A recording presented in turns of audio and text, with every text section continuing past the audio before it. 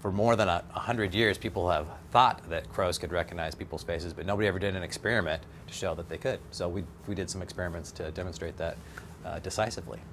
The very first experiment was sort of a ad hoc catch crows and wear a mask when we were catching the crows, and this would be a negative experience. We wore a caveman mask, and so it was a really sort of dramatic. It was near Halloween, so just like, well, let's throw on a caveman mask and see what happens.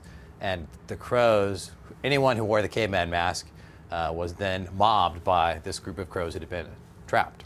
Other crows would see that happening, and they would learn that person was potentially a threat. And so they would also then mob, even if the crow that had that first encounter wasn't there. So they sort of pass this information culturally between crows. So the student Kaylee Swift started last year looking at sort of the complementary phenomena of fear of foe and sort of affinity for friend or sort of benevolence. And so my study was done in a very similar methodology where I used masks for the same reason, to see if it was really just the face that they were paying attention to or other aspects of the human body. And I fed crows every day wearing the same mask, and then at the end of the experiment I paired that with a mask that they had never seen before and fed them food simultaneously.